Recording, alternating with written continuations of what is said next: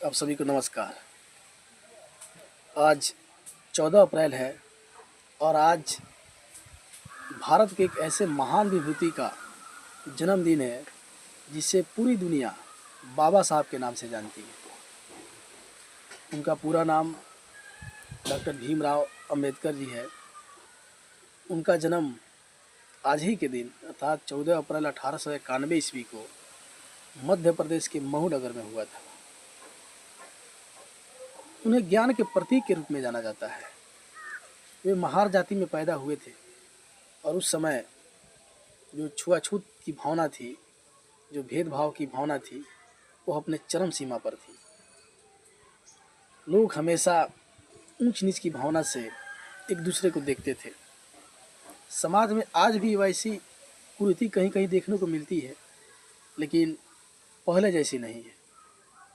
पहले छुआछूत की जैसी कुप्रथा अपने चरम सीमा पर थी और इस कुप्रथा को देखकर डॉक्टर भीमराव अंबेडकर बहुत ही नाखुश रहते थे। वे अपने ज्ञान के बल पर, अपने शिक्षा के बल पर इसको दूर करने का प्रयास किया और इस लड़ाई में, इस संघर्ष में उन्होंने अपना पूरा जीवन लगा दिया।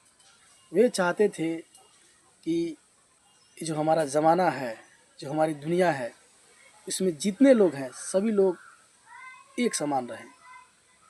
किसी के प्रति, किसी के मन में किसी तरह की ऊंच नीच की भावना नहीं बने रहे और इसके लिए उन्होंने अपने जीवन का अधिकांश समय लगा दिया।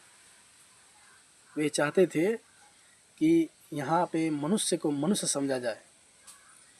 हम उनको जाति के खेमों में बांटकर उनके अंदर वैमनस्यता की भावना को फैलाने का प्रयास कर रहे हैं। इसलिए जाति को हटाकर केवल मनुष्यता को ही सर्वोपरि मानते थे। वे एक ऐसे भारत का निर्माण करना चाहते थे जहाँ सब कोई एक समान रहे और उनका सपना यह साकार भी हुआ। उन्होंने अपने अथक प्रयास से छुआछूत जैसी कुप्रथा को दूर करने का प्रयास किया और सफल भी हुए। उन्होंने अपनी सबसे अहम भूमिका संविधान निर्माण में लगाया, क्योंकि वे संविधान सभा के प्रारूप कमेटी के सदस्य बनाए गए और उनके ही देखरेख में संविधान लिखने का काम हुआ। इसलिए कहा जाता है कि किसी ने गीता को लिखा, किसी ने कुरान लिख डाला। स्कूल में बैठकर पढ़ने का अधिकार नहीं था जिसको, उसने भारत का संविधान लिख डाला। डॉक्टर भीमराव अंबेडकर जी की तरह ही भारत के बहुत ऐसे महान पुरुष हुए हैं जिन्होंने छुआछूत जैसी कुप्रथा को दूर करने का प्रयास किया है। उन्होंने अपनी कविताओं के माध्यम से या गीतों के माध्यम से या अपने नाटकीय प्रदर्शन के द्वारा समाज में चल रही कुप्रथा को दूर करने का प्रयास किया है।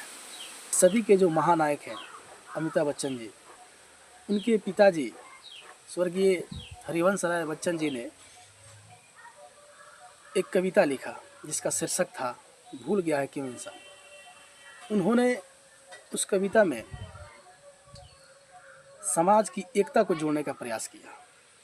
उन्होंने उस पंक्ति के माध्यम से बताने का प्रयास किया कि हम सभी एक हैं। कविता कुछ इस प्रकार है कि भूल गया है क्यों इंसान, सबकी है मिट्टी की काया, सब पर नभ की निर्मल छाया। यहाँ नहीं कोई आया है ले विशेष वरदान, भूल गया है क्यों इंसान। धरती ने मानव उपजाए, मानव ने ही देश बनाए, बहु देशों में बसी हुई है एक धरा संतान, भूल गया है क्यों इंसान। देश अलग है देश अलग हो, देश अलग है वेश अलग हो, रंग रूप निशेष अलग हो, मानव का मानव से लेकिन अलग न अंतर प्राण, भूल गया है क्यों इंसान। हरिवंश राय बच्चन जी ने इस पंक्तियों के माध्यम से समाज में चल रही भेदभाव जैसी कुप्रथा को, छुआछूत जैसी कुप्रथा को दूर करने का प्रयास किया।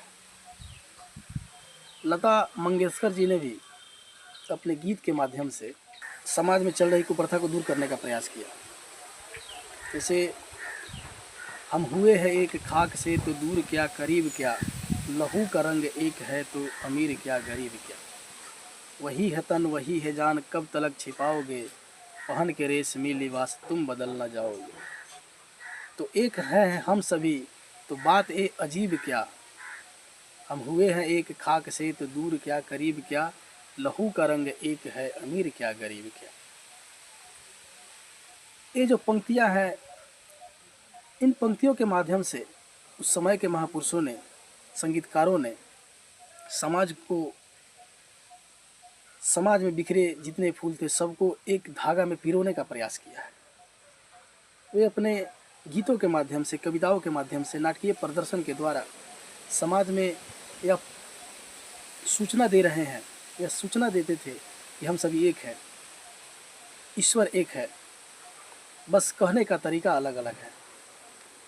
इस धरती पर ईश्वर ने सबको एक समान पैदा किया है। ताही का उपज सब ताही में समाएंगे। कहने का मतलब है कि हम उस सर्वशक्तिमान के बच्चे हैं और मरने के बाद उसी में समा जाते हैं, उसी में विलीन हो जाते हैं। इसलिए हमें घमंड नहीं करना चाहिए। कोई अमीर है या गरीब है, सबको भगवान दो आँख देते हैं, दो पैर देते हैं, दो हाथ देते हैं।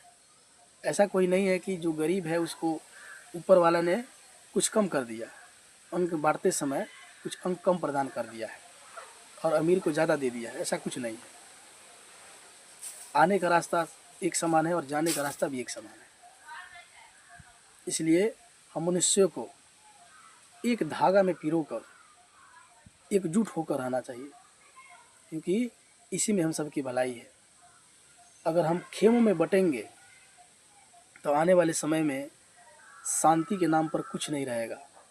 चारों तरफ केवल अशांति ही अशांति दिखाई देगी। इसलिए हमारा यह फ़र्ज़ बनता है, हम सभी का यह फ़र्ज़ बनता है कि हमारे महापुरुषों ने जिस भारत का सपना देखा था, जिस एकजुट भारत का सपना देखा था, उनके सपनों पर हम खरे उतरे और आपस में मिलजुल कर रहें। इसी में हम सब की भलाई है। धन्यवाद।